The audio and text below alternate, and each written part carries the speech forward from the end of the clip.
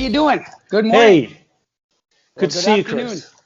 Good to see you, man. Thanks so much for taking the time. It's been a while. Thanks everybody for joining. Here we have John Titchen from Practical Karate.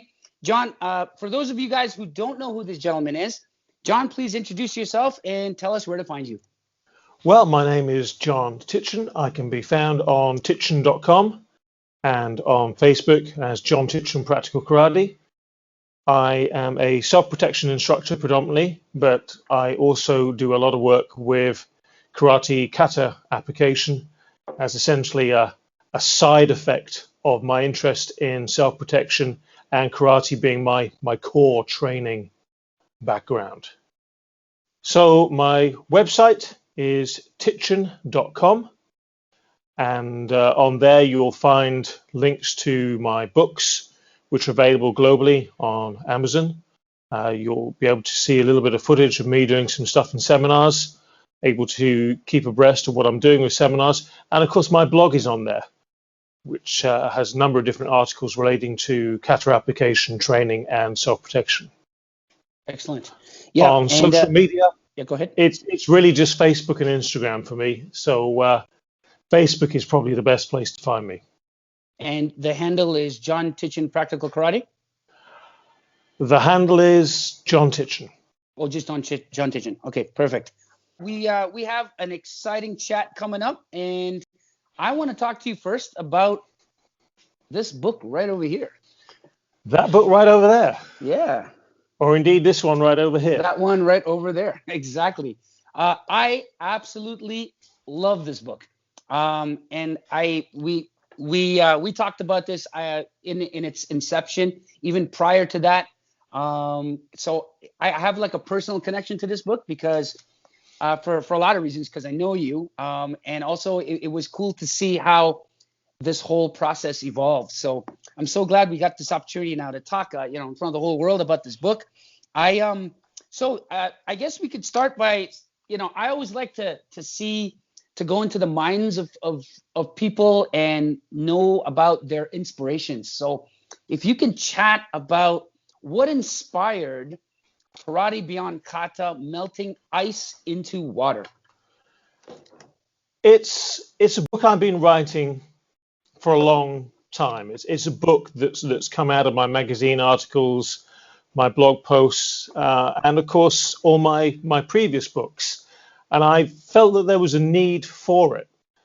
But I suspect a lot of people hadn't been exposed to my way of thinking about things because, well, quite frankly, there are a number of people that don't do the Heian Pinan kata. And there are also people who go, well, those are basic kata. I'm not interested in books on those. Or people who go, actually, I think I know everything there is to know about these kata because I've trained with person X or person Y. And obviously person X or person Y might be doing great applications for them. But the books are more than just application books. It's about processes, it's about principles, and it's about holistic training. And really, I wanted to set that down independent of kata. Mm-hmm. So really, the book has been born out of many, many years of training and studying with different people, not just karate, but beyond karate itself. And it's about my approach to training, to analyzing what you're doing and to get the most out of it. I see. Yeah, I concur because I can see it. Like when I read that book, I mean, obviously I'm biased too in my practice because I'm very, I'm not going to get into that because this podcast is not focused on me. But in a nutshell, I do a lot of cross training. So my ideas are, yes, karate is a vehicle. It's just my lens of looking at things. But when I actually read this book, it aligns with that in a sense that, yes, you're using the concept of kata and kihon, but it's all about biomechanical principles, concepts, and a principle-driven type of approach in your application, which really, a boxer can appreciate it. a wrestler can appreciate, any type of martial artist can appreciate. So it's really well written. We're gonna dive deep into this. So I bookmarked here, sticky noted a couple of areas here that I found very interesting, and I spoke about it in one of my book reviews as well. But since we have you here live, this is going to be a great opportunity to dig a little deeper. So, in my opinion, the essence of pretty much everything you do, and you're very different. You're very different in comparison to a lot of karate that I came about in that you focus heavily on applications, which is really good. Correct me if I'm wrong. I think that's your jive, right? Well, I Applications is mean, the you know, game. I like what I do with my hands and legs to make sense to me, for want of a better term. You know, one of Yep. the things that has kept me with karate is my joy of puzzle solving Right. and having stuff that I find useful. And I don't think I'm not sure. I say this with a caveat because I think if I'd had everything handed to me on a plate, there's still always the puzzle solving challenge that is playing, that is sparring, that is rolling, of solving the problem that your training partner or opponent has presented to you and navigating that. Right. But you know, and that is very much what I enjoy doing. But I think even if I'd been taught all the applications I currently teach from the word go when I first started karate, I still think I'd probably be doing it because I just enjoy it so much. Oh, absolutely. I'm excited because you've mentioned a couple of things that's gonna explode this It's gonna pop conversation. out. So yeah, so you mentioned the word puzzle and problem solving and things, and to me, I love that idea because to me that is the mindset that I think separates a lot of martial artists from just statically and stagnantly doing techniques versus looking at it from a puzzle creative problem solving approach. So my question is, and also it ties to one of my favorite parts in your book, right, is the whole bunkai analysis piece. So if you could break down for us, I'll ask it in a couple of questions. Basically, in simplistic terms, your application development process. How do you come up with bunkai? Now that is a difficult one because it is something I address in the book, but it's something I've approached from different angles over the years. So initially, you know, I used to just make lists of techniques. I go, here's a kata, here's a technique, and I'd just try the technique against multiple things. And then the other angle is, of course, instead of having the list of techniques, you have the list of habitual acts of violence. And you go, right, throw a punch at me, let's see what works. Right. and you try it that way. And they're very much the same thing, just slightly different angle. Right. But over the years, I found myself doing this less and less, partly because I've built up a repertoire of things that work for those basic static approaches, because that is the list approach is a static approach. And the problem with violence isn't static. Yeah. Violence is dynamic. You know, people have aims. And admittedly, you do get competitive situations where people will just throw one punch. And Right. they're just letting off steam, or they want to assert dominance, and they're happy more to posture. That sort of primate posturing for dominance, to get the other person to back down, to appear good in front of their particular troop, as it were. But what I do more and more now is I might start with one of these attacks, and I might start with one of my prefixed, established, yes, this works for this. But then I cascade into something else. And it's when you cascade into, well, what's next? That punch hasn't succeeded, and maybe your defense hasn't succeeded in ending the threat. So what are either of you going to do next? And that, I find, tends to lead into a better understanding of kata application, because it's the positions you find yourself in when things go wrong, the failures. And obviously over time you build up a repertoire of failure cascades. And I do have failure cascades, and one of the ways I train is I start people off with simple things like some punch defenses, and then I might introduce some headlock defenses, or some tackle defenses, or some boxer hug defenses, or some clinch defenses. And they do them individually, and then I say punch to tackle, punch to boxer's hug, punch to headlock, and then I take it a stage further and I say, well, punch to any one of those you practiced. Start trying to surprise your partner, to get people to flow readily into positions, to readily adapt or prevent what's about to happen. But of course, once you start doing that, you move from the static to the dynamic, things can go wrong. And often where things go wrong is the sweet spot for understanding your art, I think. Right. Because when things go wrong, you've got a choice.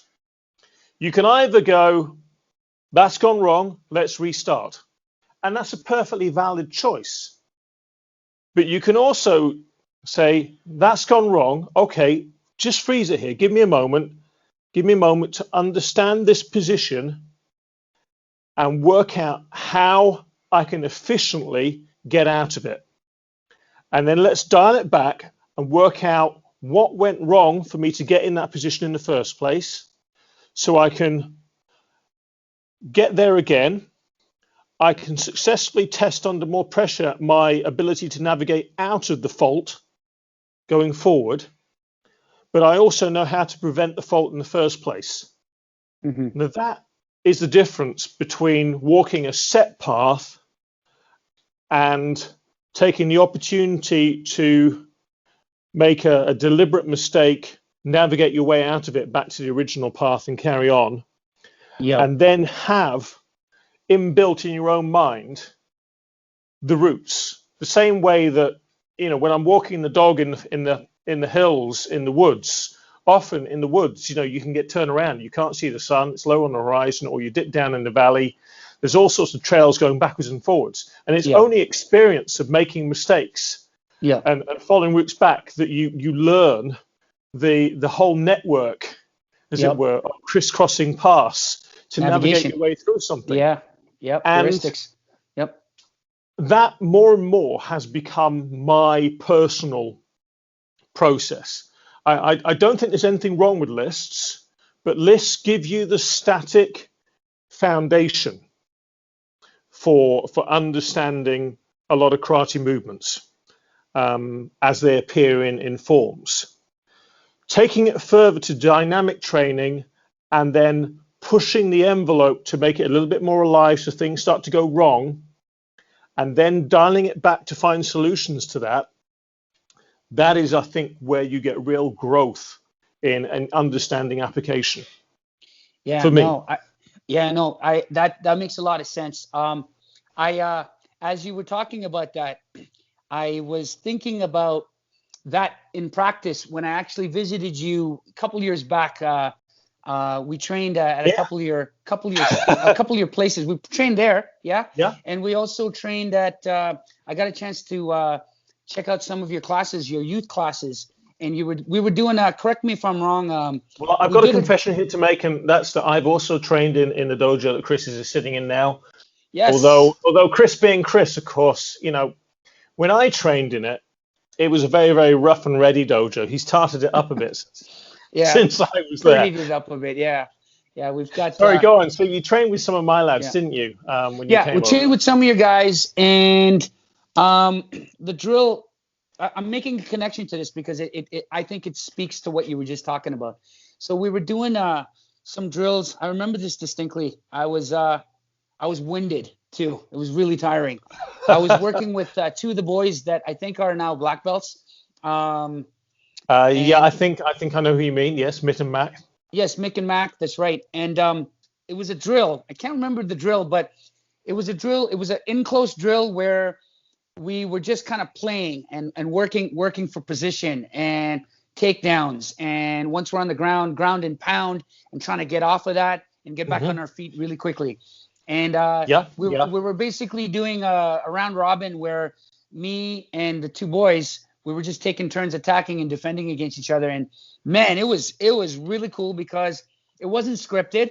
You gave us a couple of key objectives, but you didn't really tell us what to do. We just did it and figured it out. Now, mind you, my background, I've done a lot of different things, so I whatever came out came out.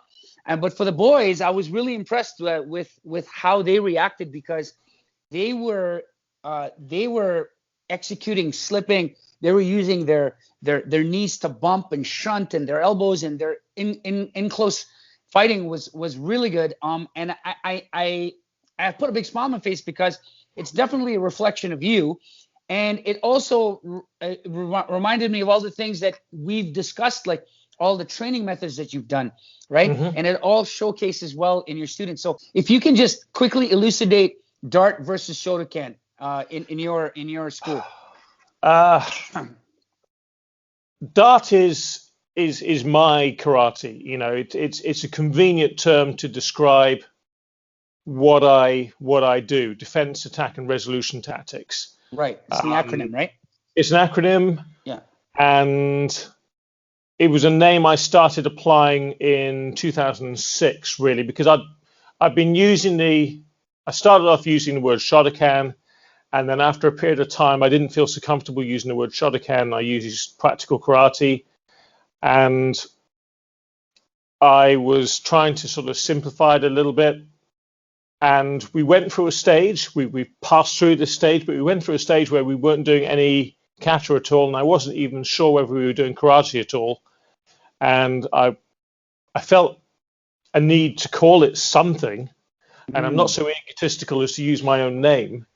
Um, so I went for Dart, both as the word, because it's a weapon. It's also a form of movement.